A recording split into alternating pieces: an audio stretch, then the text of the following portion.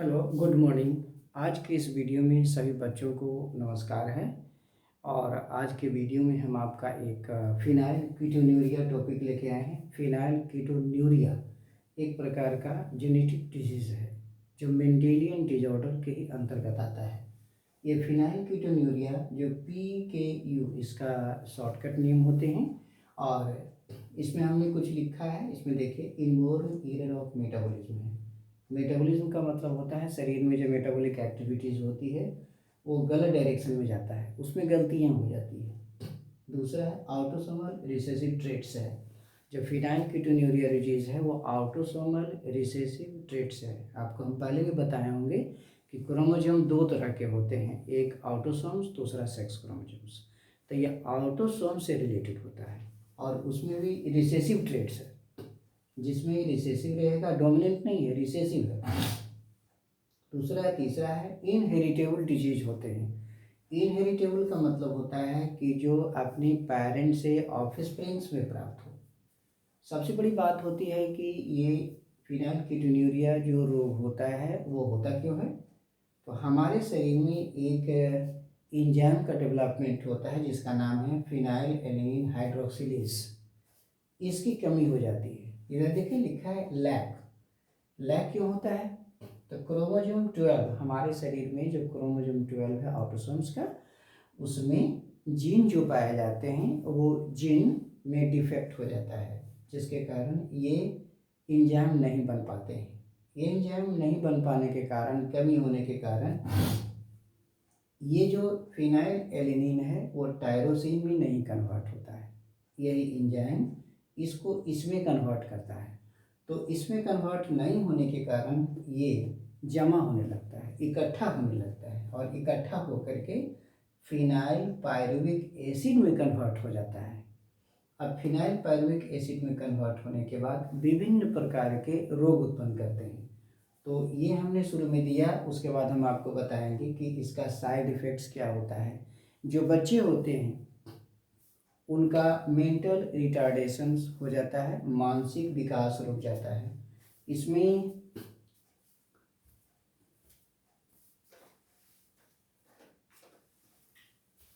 इसको ध्यान से देखिएगा, समझिएगा। इसमें क्या होता है कि जब ये एंजाइम की कमी हो जाती है तो एंजाइम की कमी होने के कारण कुछ विकृतियां पेशेंट्स में आते हैं, जैसे कि डिफेक्ट्स होते हैं। डिफेक्ट्स है number 1, brings mental retardation. Brings mental retardation, मानसिक विकास रुक जाता है। दूसरा है पेशाब के माध्यम से निकलता है, एक्सक्रिएटेड थ्रू यूरिन। पेशाब जो होता है, जो फिनाइल कीटोन्यूरिया में रोग है, इसमें पेशाब के माध्यम से बाहर निकलता है, जो ये फिनाइल पायरुविक एसिड होती है। तीसरा जो होता है आपका मस्टी ओडोर। मस्टी कहते हैं दुर्गंध, बासी, जिसको कहते हैं बासी। मैं कहते हूँ कि बासी भोजन हो गया, भोजन जो है बासी हो गया, लेट हो गया, तो उसी तरह का गंध आता है। आपको कहाँ से गंध आएगा? आपका यूरिन से, पेशाब से आएगा, स्किन से आएगा। आपका स्किन जो चमड़ा होता है, और यूरिन से, स्किन से, ये सब से आपको गंध आते हैं। इसको कहते हैं मस्टी ओडोर। मस्टी ओडोर है, गंध आता है। ये जो डिजीज़ होते हैं ना, इस तरह के जो रोग होते हैं फिनाइल कीटोन्यूरिया, ये क्योर्ड नहीं होते, ये कांट बी क्योर्ड। कहेगा कि इसको हम दवा से ठीक कर लें, डायग्नोसिस से ठीक कर लें, तो ये ठीक नहीं होता है। इसके अलावा ये क्रोनिक है, ये जीवन भर के लिए है।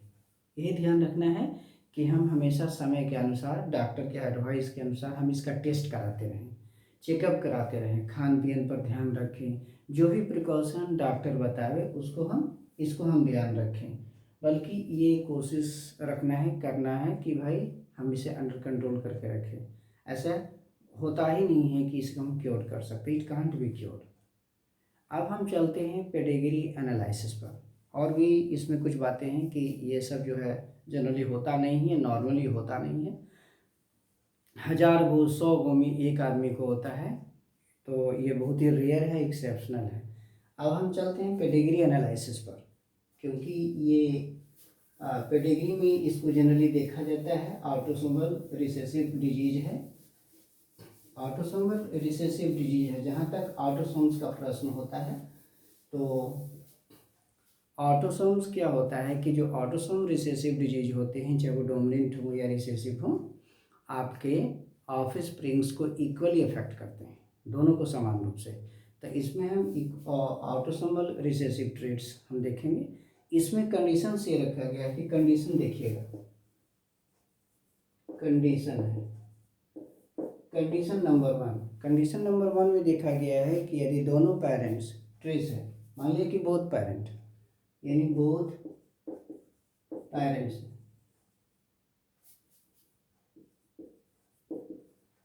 पेरेंट्स को ट्रेट्स है, मान लिया कि दोनों पेरेंट्स को ये गुण, ये दोष है, ये लक्षण है, तो जितने भी बच्चे हैं सब इससे प्रभावित हो जाएंगे। बोथ पेरेंट्स को ट्रेट्स है तो all are affected, all offsprings are affected, all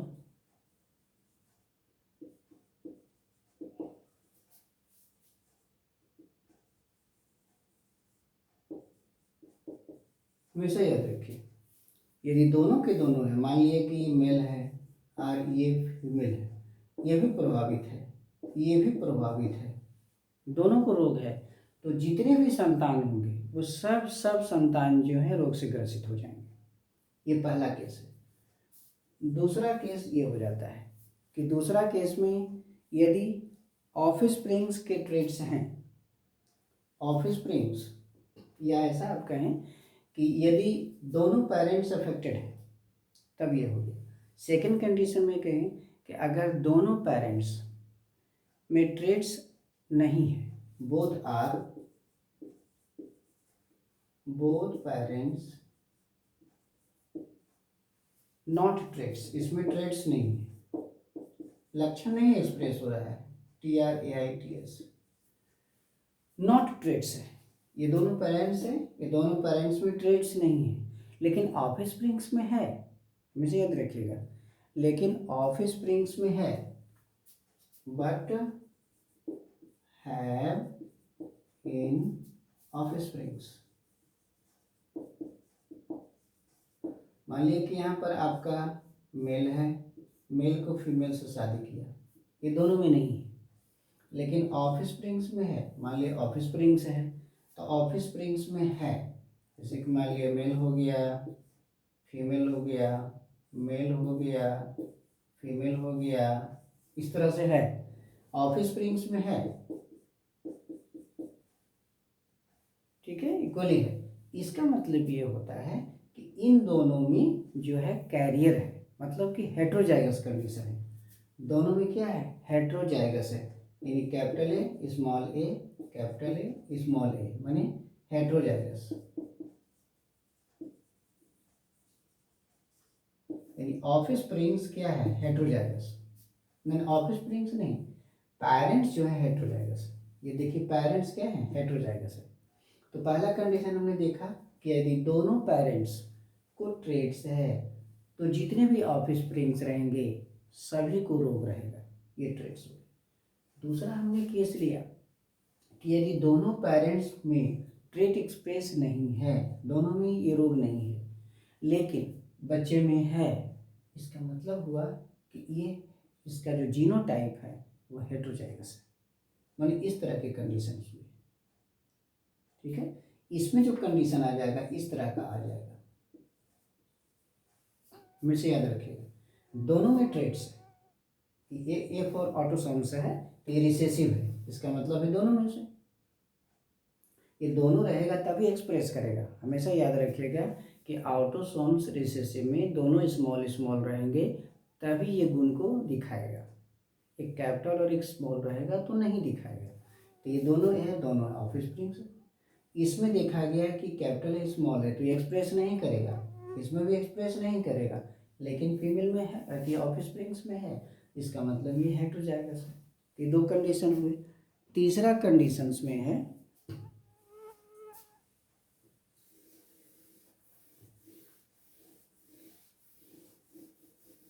देख लीजिएगा, पेडिग्री एनालिसिस बड़ी इंपॉर्टेंट। जितने भी ऑटोसोमल रिसेसिव ट्रेट्स हैं, ये तीनों कंडीशन, चारों कंडीशन आपके लिए। थर्ड में है कि यदि एक वन पेरेंट्स एक्सप्रेस करता है, if one parents expresses traits, एक पेरेंट से, दोनों नहीं। तीसरा कंडीशन हम ले रहे हैं कि यदि दोनों में से एक अपने ट्रेड्स को दिखाता है, वन ट्रेड्स को दिखाता है, एक्सप्रेस करता है, और ऑफस्प्रिंग्स जो एक्सप्रेस नहीं करता है, ऑफस्प्रिंग्स ट्रेड्स कर रहा है, बट दोज ऑफस्प्रिंग्स, लेकिन वैसे ऑफस्प्रिंग्स जो ट्रेड्स नहीं दिखाते हैं, but those offsprings who do not show traits, इसका मतलब ये जो ऑफस्प्रिंग्स हैं वो हेटेरोजाइगस है, मीन्स ऑफस्प्रिंग्स आर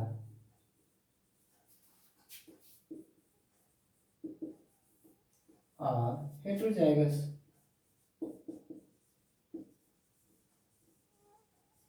ये तीन कंडीशंस हैं, हमेशा ही कोशिश करिएगा कि सब तीनों कंडीशंस को याद रखिए, बिकॉज ये जो है सब के सब ऑटोसोमल रिसेसिव ट्रेट्स पे फॉलो होता है।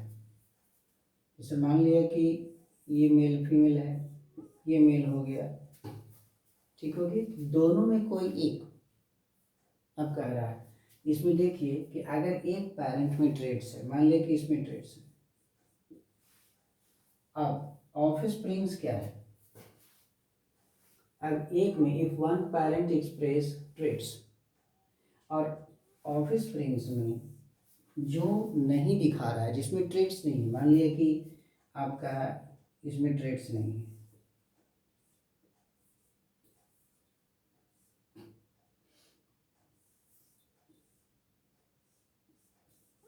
हमने चार को ऑफस्प्रिंग्स दिए, अगर मान लिया कि इसमें ट्रेड्स है तो ये हो गया, इसमें अगर ट्रेड्स नहीं है तो कुछ भी हो सकते हैं, कैपिटल और स्मॉल है जो भी रहे। अगर इसमें इसको दिखाया जा रहा है, इसको दिखाया जा रहा है, इसको दिखाया जा रहा है, तो ये दोनों को नहीं दिखाया जा रहा है, इसका मतलब इसमें क्या क्या है, ए, और इसमें क्या है जिसमें विजिबल नहीं है, जिसमें ट्रेड्स नहीं दिखाया जा रहा है, ये हेटेरो होगा, ए होगा, ए होगा। कब? जब एक में ट्रेड्स हो, आइदर ऑफ द पेरेंट्स, दोनों में से किसी एक में वन पेरेंट्स एक्सप्रेसेस ट्रेड्स, तो वो ऑफस्प्रिंग्स, ये माता पिता के वो बच्चे जिसमें आपको ट्रेड्स नहीं है, उसमें हेटेरोजाइगस कंडीशन होगा, उनका जीनोटाइप हेटेरोजाइगस होगा। जिसमें ट्रेड्स है वो तो होमोजाइगस हो गई, लेकिन जिसमें ट्रेड्स नहीं है वो हेटेरोजाइगस होगा।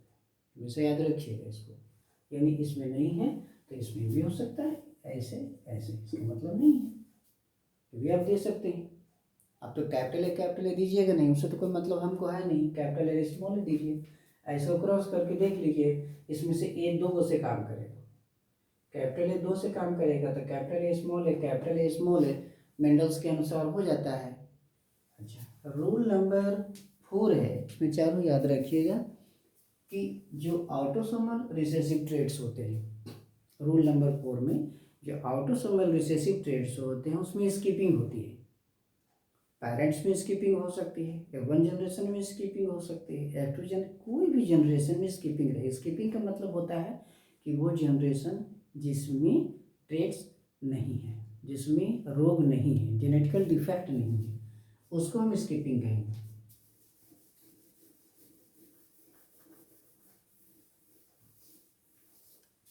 अब ये हो गया, जैसे मान लिया नंबर 4 हो जाता है, तो नंबर 4 वाले में आ जाएगा the traits can skip generation.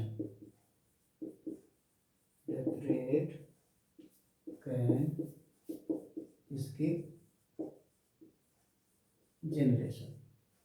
इसका एक खास लक्षण है, हमेशा याद रखिएगा। एक डोमिनेंट होता है, एक रिसेसिव होता है। तो डोमिनेंट में जनरेशन स्किप नहीं करता, लेकिन रिसेसिव में जनरेशन स्किप करता है। ये मान लिया कि ये जनरेशन है, मान लिया कि ये हो गया, इससे ये शादी किया, फीमेल हो गया, और उसके ऑफस्प्रिंग्स आएंगे, तो इसमें ट्रेड्स दिखाई नहीं देगा। जो पेरेंट्स होते हैं उसमें ट्रेड्स दिखाई नहीं देते हैं। भी हो सकता है, या F1 जनरेशन्स में हो सकता है, जैसे जैसे पेरेंट्स हुआ, उसके बाद F1 जनरेशन हुआ, उसके बाद F2 जनरेशन हुआ, तो किसी भी जनरेशन में स्किपिंग होनी चाहिए। स्किपिंग मतलब होता है कि वहाँ पर ऑफस्प्रिंग्स में ट्रेड्स नहीं, डिफेक्ट्स नहीं है। जो भी जेनेटिकल डिफेक्ट्स है उस जनरेशन में नहीं होना चाहिए। दिस इज कॉल्ड स्किपिंग, इसको हम कहते हैं स्किप। तो ये ऑटोसोमल रिसेसिव में होता है, डोमिनेंट में स्किपिंग नहीं होती है। डोमिनेंट में हर जनरेशन में रोग ग्रसित होते हैं, हर जनरेशन में ऑफस्प्रिंग्स किसी न किसी को रोग से ग्रसित होना है। लेकिन ऑटोसोमल रिसेसिव में ऐसा नहीं होता है, इसमें कोई ना कोई जनरेशन्स में रोग नहीं रहेगी। ये ऑटोसोमल है। तो इस तरीके से हम फिनाइलकीटोनुरिया हमने देखा। फिनाइलकीटोनुरिया एक खास तरह का रोग होता है जो मेंडेलियन डिजॉर्डर का ही है, जेनेटिकल है, मेंडेलियन डिजॉर्डर के प्रिंसिपल पर यह आधारित होता है।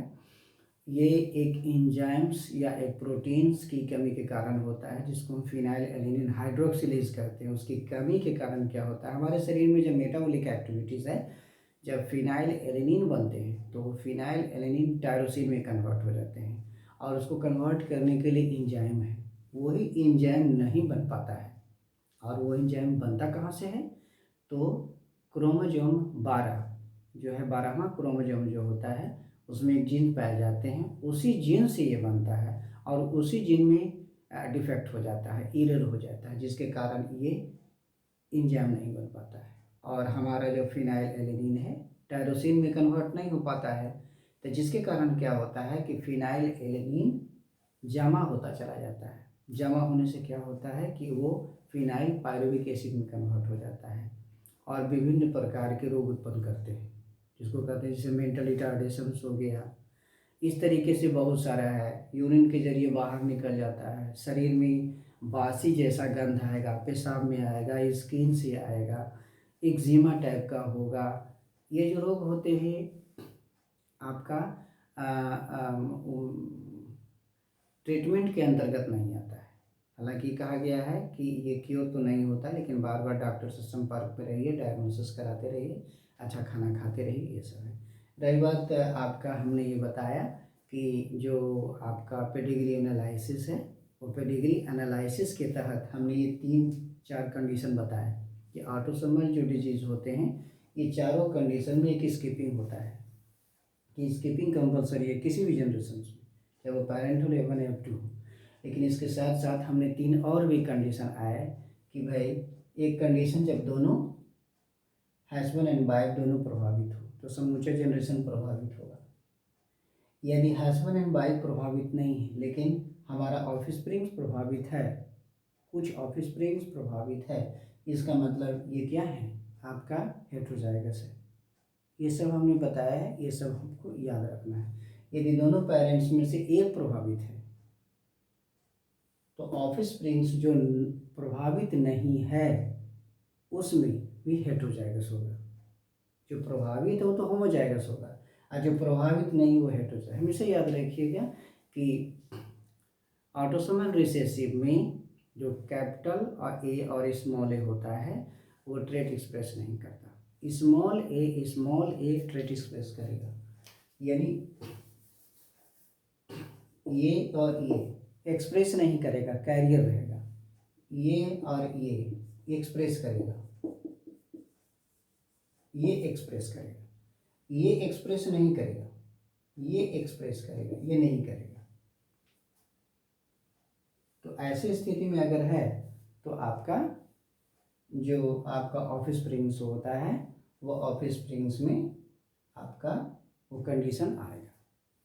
तो इस तरीके से हमने आपको फिनाइलकीटोनुरिया बताया, और इसे आप देखेंगे, ध्यान देंगे और समझेंगे, और लाइक करने की कोशिश करेंगे, सब्सक्राइब करने की कोशिश करेंगे, शेयर करने की कोशिश करेंगे। Thank you.